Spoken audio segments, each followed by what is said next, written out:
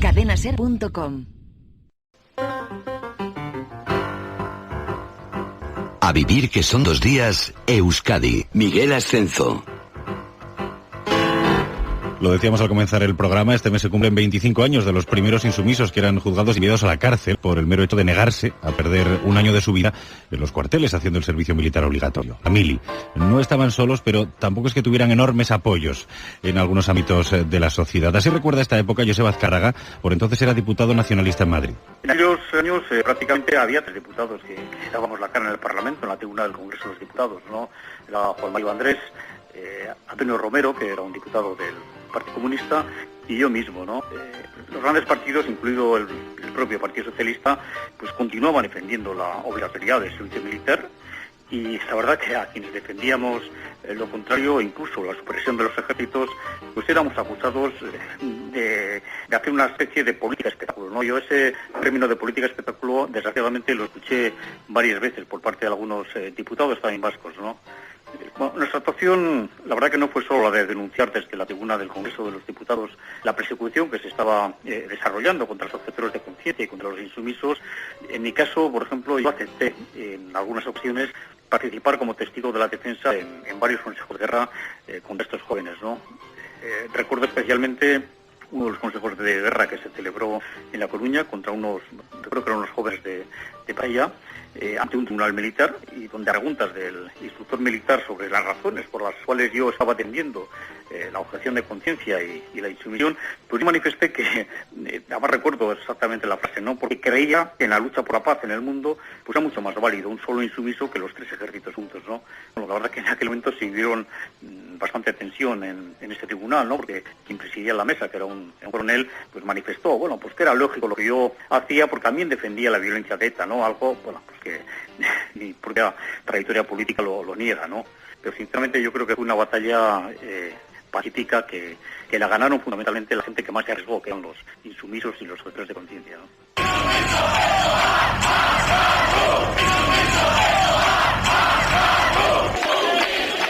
Juan Carlos Alonso, ¿qué tal? Muy buenos días. Muy buenos días. Ander Iguren, ¿qué tal? Muy buenos días. Buenos días. Vosotros dos fuisteis de esos primeros insumisos, de los que en un primer momento, bueno, pues se la jugaron, digamos, y optaron por decir, bueno, pues que me caiga lo que tenga que caer, pero alguien tiene que dar ese primer paso. 25 años han pasado ya. Lo primero es, no sé, que con esta perspectiva, con todo el tiempo que ha pasado, veis que se ha ganado esa batalla. Pues sí, afortunadamente nosotros hemos tenido la suerte de participar en una lucha social que ha conseguido llegar a buen puerto. Conseguimos acabar con la mili, nos queda acabar con el ejército, nos va a llevar todavía unos años, pero bueno, paso a paso. Se ha descrito la movilización de los insumisos como la campaña de desobediencia civil no violenta con más éxito que se ha vivido en Europa en las últimas décadas. Pues sí, y además, bueno, tampoco hay que hacer hablar de estos tan orgullosos y nada, sino un poco aprender de esta experiencia. De hecho, una de las claves, por ejemplo, por la que pudimos desarrollar la campaña, que no es solo una campaña, sino que es un proceso muy largo y que sigue vigente hoy en día, fue gracias a la experiencia internacional. O sea, que lo de decir en Europa es, nosotros pertenecemos a la Internacional de Resistentes a la Guerra y conocemos de primera mano el caso alemán, que fue el caso que más pistas nos dio de cómo enfocar una campaña de desobediencia civil, cómo no haciendo lo que hacían los alemanes, que era usar una vía legalista, que era a través de la prestación sociosanitaria, etcétera, etcétera, ¿no? Entonces, sí que está relacionado en ámbitos más amplios, te da perspectivas de experiencias anteriores, que fue una de las claves importantes que nos ayudó a poder desarrollar la campaña, que bueno, en teoría acabó con el servicio militar, pero nosotros seguimos, porque nuestro eslogan principal es seguimos desobedeciendo. Por cierto, ¿cómo se hacía uno insumiso? O sea, le llamaban, le llevaban al cuartel, tenía uno que decir no, ¿cómo funcionaba aquello? En principio te haces insumiso. Lo primero que habría que decir es que nos costó mucho que la gente entendiera el concepto de insumisión, porque era una palabra que nos la inventamos. Mirabas en el diccionario y no venía la palabra, venía sumisión, pero insumisión, y encima con un contenido político, pues no existía. Entonces los primeros meses fueron de explicar la palabra, porque en realidad el término técnico éramos desertores. ¿no? Entonces, legalmente éramos desertores, entonces simplemente era eso, o bien te ibas del cuartel o no te incorporabas a fila, y automáticamente pasabas te iban a buscar, o a casa o por la calle, pero te iban a buscar. Sí, pero todo más complejo, ¿eh? O sea, porque al final nosotros mandábamos una carta especificándole al mando pertinente del cuartel que yo me niego por razones antimilitaristas y políticas, que era lo que la ley nos recogía. O sea, ahí ya empezábamos a desobedecer, independientemente de negarte, diciendo que tus razones eran de ámbito antimilitarista y político. Entonces, a partir de ahí, tú notificabas a ellos lo que ibas a hacer. Pero eso, la complejidad que llevaba es que no lo haces y ya está. Nosotros, como organización antimilitarista, nos preparábamos para esa situación. Entonces, creábamos nuestros propios entrenamientos de sumisos. ¿Cómo se entrena un sumiso? ¿Cómo se hacía? Bueno, la verdad es que eran bastante complejos porque intentábamos prepararnos para todos los imprevistos que nos podíamos encontrar. Claro, íbamos a ir a la cárcel, no sabíamos si íbamos a ir 1 mes o 5 años, entonces había que prepararse para aguantar en la cárcel, para ver qué te podías encontrar en la cárcel, desde que estuvieras en una celda de aislamiento durante semanas, o que estuvieras con presos conflictivos, tenías que aprender un poco a sobrellevar esas situaciones. Bueno, de hecho, antes comentamos que yo creo que es interesante que incluso dentro del propio movimiento había gente muy concienciada a la que había que convencer de que no se hiciera insumiso por las consecuencias que iba a tener para su situación vital, o bien porque tenía una mujer embarazada, o bien porque tenía un pequeño negocio. Bueno, más concreto, más que no se hiciera insumiso, que eso nunca lo diríamos, era que ante situaciones personales en las cuales la cárcel no entraba, pues sí que hubo algún caso concreto, aislado, pero en el cual el grupo reaccionó diciendo, tú no estás en condiciones personales de afrontar lo que es la cárcel. Que sabíais lo que se os venía encima. Sí, ya te digo que los intuíamos. Y los entrenamientos eran muy importantes porque ahí, a través de diferentes dinámicas, trabajas la confianza personal, trabajas la soledad, trabajas también en torno a cada insumiso, además de los famosos autoinculpados, que uno por ejemplo fue Joseba Azcárraga. 4 personas decían que cometían el mismo delito que los insumisos, lo cual evidentemente la justicia se lo pasó por el arco del triunfo. Les correspondía la misma condena que al insumiso. Legalmente, pero otra vez ellos con nosotros ellos han saltado las leyes, pero constantemente, porque se aplicaba la ley que era la fuerza de la desobediencia civil. Nosotros desobedecemos una ley y estamos dispuestos a asumir todas las consecuencias de ello. Pero lo que no están dispuestos a asumir las consecuencias de aplicar la ley es el propio Estado. Entonces, nosotros, esa era una de las grandes fuerzas de la desobediencia civil, es esa, y nosotros la aplicamos, la seguimos aplicando nosotros. De hecho, la semana pasada tuvimos un juicio por llevarnos un casco militar de la exposición de Garellano. Entonces, eso lo aplicamos y los mayores incumplidores de la ley, independientemente de nosotros que somos desobedientes, es el propio Estado, porque no se puede permitir aplicar lo que ellos mismos dictan con sus leyes, ¿no? Oye, decís, os preparáis, asumís, interiorizáis, bueno, que estáis en ese frente, en esa pelea, en un momento importante de vuestra vida, por lo que tenéis enfrente. Mandáis la carta, os vais del cuartel o no os presentáis, os cogen y... No, nos presentamos públicamente en el gobierno militar y decimos, aquí estamos. Nos presentamos públicamente, por eso se conmemora el 25 aniversario, es porque las primeras presentaciones coordinadas a nivel estatal se dieron el 20 de febrero. Entonces hubo detenciones, 3 personas en Bilbao, 2 en Navarra y 1 en Barcelona, que o algo así más o menos, o sea, tirando en memoria. ¿Y cómo es un tribunal militar para los que no...? Eso que lo cuente Juan Carlos, que a él le pillaron en marzo por ahí en casa. Bueno, la verdad es que un tribunal militar de entrada no es un tribunal, es cualquier cosa, pero un simulacro, un teatrillo, pero en el mal sentido de la justicia. Pues yo me presenté el 20 de febrero con 4 compañeros. Yo estaba pues en semiclandestinidad llevaba 3 meses desde que tenía que haberme incorporado.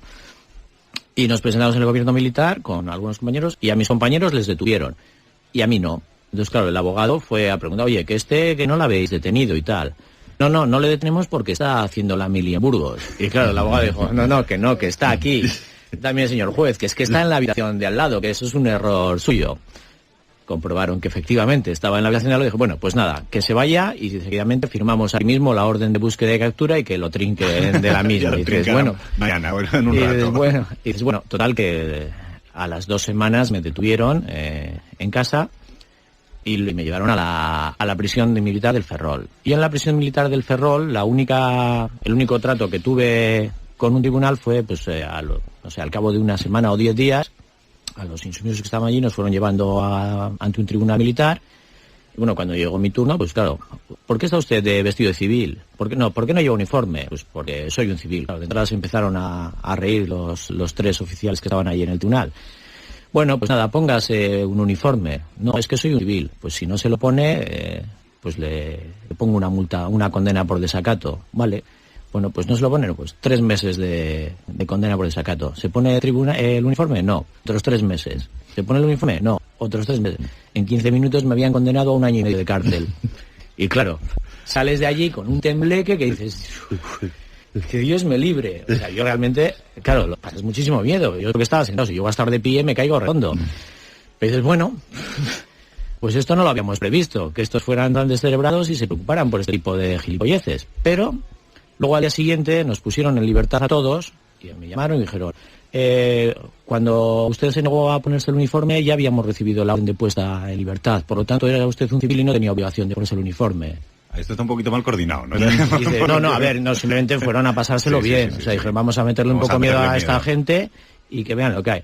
Entonces, bueno, pues si esta es la seriedad de los militares... Claro, un estamento con el militar, ¿cómo se relaciona con vosotros? ¿Cómo os trata? No sé si en ese tono de castrense y muy de sois menos, sois cobardes, sois gentuza... Bueno, había un poco. A mí, en mi caso en concreto, claro, por ser el primero, pues como era un poco aventura, pues yo cuando estaba en el cuartelillo en La Salve, que cuando me detuvieron en casa y tal, me llevaron a La Salve, era como de chiste. Me metieron en una habitación y cada 10 minutos llegaba un guardia civil a mirar. A mirar al raro, sí, ¿no? Y venían algunos y te hacían comentarios. Ah, tú eres el rojo. Ah, tú eres el adelantado. Y tal, y claro, tú estabas allí ahí pues bastante asustado y decías, ostras. Y probablemente fuéramos unos bichos bastante raros, ¿no? Pero para ellos éramos todavía más raros. Ha dicho una cosa Joseba Azcárraga, que a ellos estaban metidos en el fregado político y defendían la insumisión, o decían que entendían y que estaban con aquellos jóvenes que estaban dando ese paso. Había quien les acusaba y dice, claro, normal porque ustedes también están a favor de ETA. El movimiento de insumisión hubo un momento en que se quiso relacionar con estrictamente el independentismo vasco radical. Bueno, quizá no en ese primer momento, porque... De hecho, en el primer momento, claro, el antimilitarismo, de eso, por definición, poco tiene que ver con... En el primer momento armada. Fue muy claro, porque la izquierda abertzale usó un eslogan, que insumisión es Davidea. O sea, más claro no puede ser. O sea, luego el de 2 años recularon y optaron por apostar por la insumisión, pero cuando empezó lo que es estrictamente la campaña de insumisión, la izquierda abertzale se había posicionado en insumisión es Davidea y la mili con los milis. Entonces, evidentemente, a nosotros eso nos permitía. Es lo que está claro, que dentro del mamoneo general que hay en la política, pues para la gente, para, digamos, los socialistas éramos de Herri Batasuna y para los de Herri Batasuna éramos de Euskadi Ezkerra. Entonces, nosotros estamos muy mal colocados porque, claro, un grupo asambleario que no tiene cargos, horizontal, que decidimos todo por consenso, que hemos decidido esta estrategia por consenso a nivel estatal. Pero somos vascos también. O sea, y estaba la gente muy descolocada con nosotros, porque encima lanzamos una estrategia de no retorno, de desobediencia civil, que a partir de ahí las consecuencias son, por un lado, entre comillas, medibles, pero no sabemos lo que va a pasar, nosotros tampoco. De hecho, tú has comentado en el inicio, decía que había ciertas dudas de qué tipo de apoyo podía tener esta historia. Pues esta historia lo que ha generado a lo largo de tantos años fue... he puesto el ejemplo de la izquierda abertzale, en su misión es Davidea, pero luego, a partir de ahí, un montón de gente diferente. Nosotros hemos juntado una mesa a la gente de EGI, de Jarray, en su momento de EA, las juventudes de EA, etcétera, etcétera, y estaban todos apoyándonos a nosotros. De hecho, nosotros, dentro de nuestra estrategia, no nos gustaba tanto usar elementos como Joseba Azcárraga por el componente político que tiene, institucional, pero sí que buscábamos que fuera desde un arco muy amplio de esto, que no fuese... para que buscase una notoriedad, un protagonismo, un partido político concreto, sino que lo hiciesen desde un arco muy amplio. Que ese ha sido un movimiento siempre muy meditado, muy pensado, muy siendo conscientes de por dónde había que intentar ir por pues el primer objetor fue el 71 y la insumisión del 80, tuvimos 17 años para pensar la jugada. Y luego habíamos visto lo que había pasado en otros países de Europa, cómo los gobiernos habían desmantelado los movimientos antimilitaristas. Entonces nosotros planificamos muy bien nuestra estrategia. Yo siempre creo que el éxito estuvo, aparte de, pues que hubo insumisos, lógicamente, que visualizaron el problema, en lo que llamábamos el colchón social. Antes de empezar a hacer la presentación y ir adelante, hicimos lo que llamábamos un colchón social, que fue básicamente recabar el apoyo de cientos de asociaciones, de muchos de los partidos políticos, bueno, creo que prácticamente todos, salvo el PSOE, el PP y en aquel momento de Ribatasuna, todos los demás apoyaron, y esas asociaciones no se dijeran nos apoyamos, no, es que se les presentaba un manifiesto en el que se comprometían por un lado, a dar dinero, que nos hacía muchísima falta, porque creíamos que vamos a tener gastos elevados en juicios, historias, a difundir la insumisión y a apoyar en la medida de sus posibilidades a los insumisos represaliados. Y entonces, cuando nos presentamos y fuimos a prisión, sabíamos que había ya... Habíais tejido ya, digamos, Sí, que había 100.000 o 200.000 personas que estaban ya implicadas. Oye, ¿qué tal en la cárcel? Oh. Eso por varios. Mira, lo más importante de lo de la cárcel era que realmente nosotros teníamos un planteamiento que, o sea, es diferente que si a ti mismo ahora te cogen, sales por la puerta y te llevan al talego, a Basauri, ¿no? Pues aparte del susto de muerte primero y tal, me llevaría. Escapas, no sé, es diferente a saber que tú has hecho algo que va a tener unas consecuencias, que te preparas, que tienes un grupo de apoyo, que es otra de las claves, gente que te va a cuidar a nivel personal. Está el grupo político que te cuida políticamente y que tú los tiempos y el momento en que te presentas lo controlas tú. Eso es la primera parte, ese previo ya es tan importante como para determinar tu entrada en prisión. ¿Qué es lo que pasó? Que el melón de la insumisión se abrió un montón y no todo el mundo cubrió todas esos previos. Y sí que hubo gente que lo pasó mal porque su nivel de preparación personal y política a la hora de entrar en la cárcel pues fue más débil, evidentemente. Justamente nosotros somos casos que nuestra preparación fue muy fuerte, estuvimos apoyados y tal.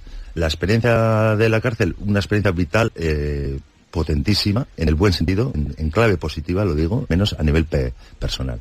Juan Carlos, por ejemplo, tuvo momentos mucho más duros que yo, pero bueno, al final también fue al principio, y fue por tu viaje de rol y cómo te trataron y todo el rollo. Pero la verdad es que, claro, con el paso del tiempo, las partes malas siempre las minimizas y te quedas con las partes buenas. Yo me acuerdo, cuando entré en prisión, claro, yo, no sé lo que voy a estar, me llevo los libros, estudio en la cárcel, voy a tener mucho tiempo, pues por lo menos sigo estudiando.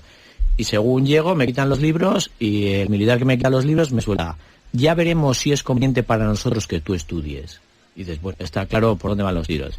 O cuando me sacan de la celda de castigo, porque allí según llegabas te metían a la celda de castigo para que vieras por dónde iban los tiros. Y dices, bueno, pues lo primero que hago, voy a la biblioteca. Y voy a la biblioteca, me meto y me sale el preso que llevaba a la biblioteca, que era un guardia civil. Y me dice, ¿qué hace usted aquí dentro? Vengo a por unos libros. No, los presos no pueden entrar en la biblioteca. Yo, bueno, vale, me salgo, pero veo que tiene unos libros de la Segunda Guerra Mundial y tal. No, los libros estos no pueden salir de la biblioteca. Ostras, yo no puedo entrar y los libros no pueden salir. Que esto no tiene mucho sentido. Y claro, dices, bueno, está bien, pues nada, pues te sales de la biblioteca, claro, y no te llevas los libros. Luego, a cabo de unos días, me llegaron otros libros que no eran aquellos, ¿no? Pero eso. Sí, así, ningún preso más, sí, ¿no? Ningún preso iba a la biblioteca, entonces, claro. Lógicamente. Por cierto, tenemos poquito tiempo, tenemos que ir terminando, pero no me resisto a comentar que habéis compartido, no celda, evidentemente, pero sí prisión con personajes ilustres. Por ejemplo, ¿quién coincidió en prisión con el general Rodríguez Galindo? Bueno, era el máximo mandatario del cuartel de Inchurrón. Sí, bueno, yo además de insumisión, pues bueno, por el tema de allanamientos de instalaciones militares, tuvimos consejos de guerra y tú has parado de entrar y salir. Bueno, coincidió. La cárcel militar está en Alcalá de Henares. Y entonces ahí es pues donde estaba Galindo, Mirabete y bueno, una serie de presos insignes. Entonces, pues bueno, comparando un poquito lo que contaba Juan Carlos de aquel momento, pero claro, ha evolucionado mucho, fue muchos años también de tiras viras de estrategia y de historietas tanto con el Estado como con los militares, ¿no? En aquel momento los militares, cuando le vieron a Juan Carlos, pues eran bastante prepotentes y bastante inconscientes de la que les venía encima, ¿no? En caso, cuando yo estuve en la prisión militar, el trato del coronel, por ejemplo, era totalmente exquisito hacia los insumisos porque nos tenía más miedo que otra cosa. A que nos pasase cualquier cosa o que, aparte estamos en una campaña que en aquel momento era la insumisión en los cuarteles, que es una derivada última de la insumisión, de la objeción de conciencia, que fue cuando hicimos ya de sección directamente, que fue ir a los cuarteles y salirnos. O sea, me queda un minutito, por eso tú estuviste con Rodríguez Galindo y hay una historia de que el respeto que le tenía... Esa es la anécdota que quieres que cuente, batallita total. Sí. Bueno, pues en la prisión militar cuando estaba Galindo y como buen católico iba a misa los domingos, como él era general y el cura era coronel, para empezar la misa, pues el cura le tenía que decir, con su permiso, señor general, en nombre del Padre, del Hijo. Yo me río cuando la cuentas, aunque no sé por qué me río, efectivamente. Pues otra de las sinergias católico-militares, ¿no? Bueno, y Juan Carlos estuvo con Milán del Bosch. Sí, a mí me tocó estar con Milán, estar entre comillas, porque el señor Milán del Bosch, que en aquella época, aunque todos los militares, hasta el director de la prisión, se cuadraban delante de él, no era ya militar, pues tenía su pabellón y tenía su cocinero y su fisioterapeuta y sus historias. Y me acuerdo que tuvo el detalle de regalar a los presos que estaban allí, tratos por temas militares, de regalarles una tele. Y claro, aquello convirtió la sala de tele en el sitio más peligroso de la cárcel porque solo había un mando a distancia. Uy. Y entonces entrar allí era como entrar en el salvaje oeste. Juan Carlos, Alonso, Ander y Guren, gracias a los dos por haber estado este ratito con nosotros. Va a ser un mes, yo creo que de recordatorios. No seremos los últimos que os llamen para que contéis batallas y otras cuestiones. Y actualidades, es cierto, porque podría parecer que el movimiento de objeción de conciencia y antimilitarista se desactivó cuando acabó la mili, pero no, aún existe. De hecho, Íñigo Gómez, nuestro compañero, se ha pasado esta misma semana por vuestra sede. Sí, nos hemos acercado a la sede del grupo antimilitarista Movimiento de Objeción de Conciencia, Baquear en Echea. Allí nos recibe Itziber Lasa, miembro del colectivo. Bueno, Itziber, ¿dónde estamos? Ahora estamos en la lonja del local. Tenemos una lonja grande, 100 metros cuadrados o así. Y bueno, aquí tiene historia todo lo que tenemos, porque está toda la parte de constructiva de la chosna, todo nuestro material de pues maderas, rastreles y sillas, disfraces, nuestros materiales de venta actual. Aquí, por ejemplo, está viendo un casculore, el casculore gigante que fabricamos con la historia del casco. Pero esta sede no es solo un almacén de materiales. Cada semana se realizan asambleas. Bueno, 8:10, empezamos la asamblea. Tarde, como siempre. Bueno, lo primero que queríamos comentar es próxima dinamización.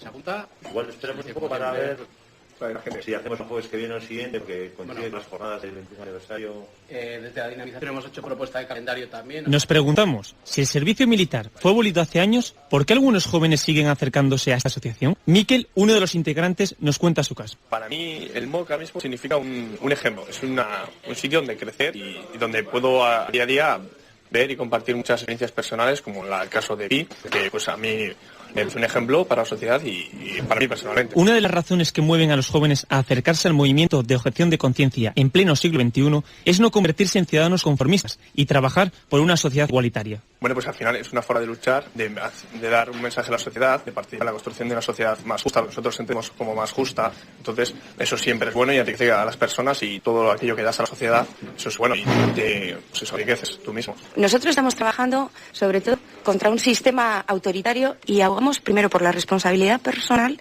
de cada uno, de forma que no nos limitemos a delegar el poder que tenemos como individuos en el acto de votar en un momento dado a un partido político concreto. A vivir que son 2 días, Euskadi.